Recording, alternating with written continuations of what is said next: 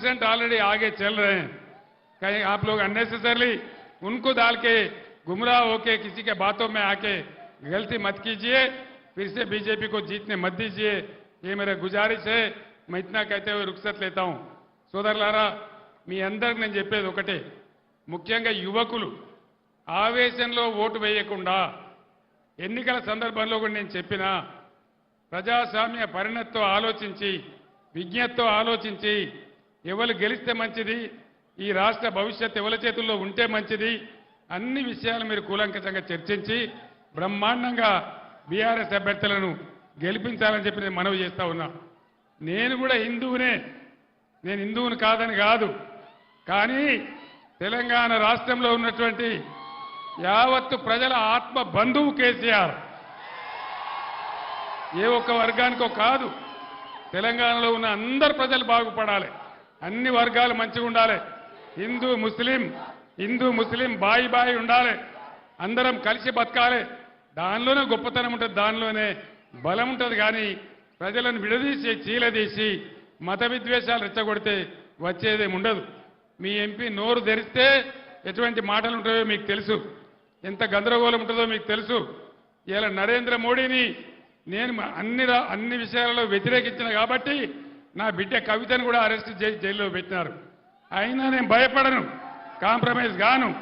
ఎట్టి పరిస్థితులలో పోరాటం చేస్తే తప్ప కేసీఆర్ ఏనాడు కూడా లొంగిపోయలేదు, ఇప్పుడు కూడా లొంగిపోయే ప్రసక్తి లేదు. 600 అయినా సరే లొంగిపోయే ప్రసక్తి లేదు. ఇంకో మాట కూడా నేను మనవి చేస్తా ఉన్నా, నరేంద్ర మోడీకి మెజారిటీ వస్తలేదు, తుస్సుమన్నది. 400 पार गिर 100 पार 100 पार हो गया, कोई पार नहीं है, 210 है तो ज्यादा बोल के लोग बोल रहे. అందుకోసం మనం 14 ఎంపీలు గెలుచుకుంటే తెలంగాణ కేంద్ర రాజకీయాలలో కూడా కీలకంగా మారుతుంది. ఈ బీజేపీ గవర్నమెంట్ రాదు, కాంగ్రెస్ గవర్నమెంట్ రాదు, ప్రాంతీయ శక్తులు ఏర్పాటు చేసే గవర్నమెంటే వస్తుంది. అందుకోసం మనది కూడా కీలకమైన పాత్ర అవుతుంది. కాబట్టి దయచేసి ఈ రాష్ట్రంలో బీజేపీ వాళ్ళందరినీ ఓడించింది బీఆర్ఎస్ పార్టీ, కాంగ్రెస్ పార్టీ కాదు. కాంగ్రెస్ బీజేపీ కుమ్మక్కైతాయి, రాత్రికి రాత్రి ఒకటైతాయి, ఆ మోసం కూడా చేస్తారు. కాబట్టి దయచేసి మీ అందరిని నేను కోరేది, రైతులకు ఎట్లయితే ఇలా గవర్నమెంట్ దిగొచ్చి రైతు బంద్ వేస్తున్నదో అదేవిధంగా అన్ని హామీలు అమలు కావాలంటే, కరెంటు చక్కగా రావాలంటే, విద్యార్థులకు న్యాయం జరగాలంటే, కృష్ణా గోదావరి నదుల నీళ్లు మనకే దక్కాలంటే బీఆర్ఎస్ అయితేనే పేగులు దిగేదాకా కొట్లాడుతుంది. కాబట్టి దయచేసి ఏమరపాటున ఉండకుండా బీఆర్ఎస్ అభ్యర్థి బాజిరెడ్డి గోవర్ధన్ గారిని గెలిపించాలని నేను మీ అందరినీ కోరుతూ నేను సెలవు తీసుకుంటా ఉన్నా. జై తెలంగాణ. కారు గుర్తుకే జై తెలంగాణ. ధన్యవాదాలు. మీరంతా క్షేమంగా ఇళ్లకు వెళ్ళండి.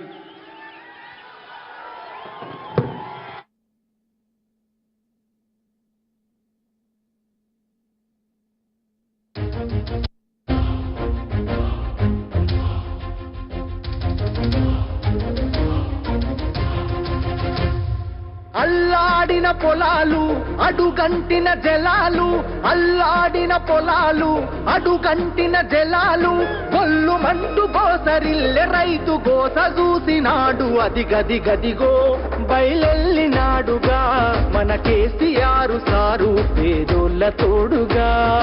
అదిగదిగదిగో బయలెల్లినాడుగా మన కేసీఆర్ సారు పేదోళ్ళ తోడుగా.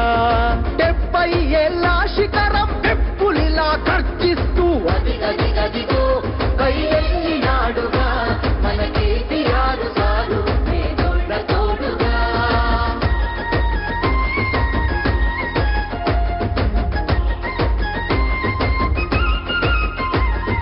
అమ్మ ప్రేమ తీరున 9 ఏళ్ల పాలన, జనం చల్లగున్నారు గులాబీ జెండ నీడనా.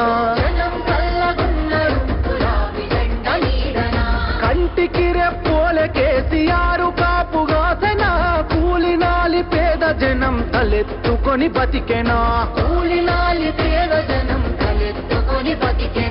మల్లా పచ్చని పల్లెడు కరువు గమ్ముకున్నదని కరువెక్కిన గుండెతోని బయలెల్లే కేసీఆర్. అది గది గదిగో బయలెల్లినాడుగా మన కేసీఆర్ సారు పేదోళ్ళ తోడుగా అది గది గదిగో బయలెల్లినాడుగా మన కేసీఆర్ సారు పేదోళ్ళ తోడుగా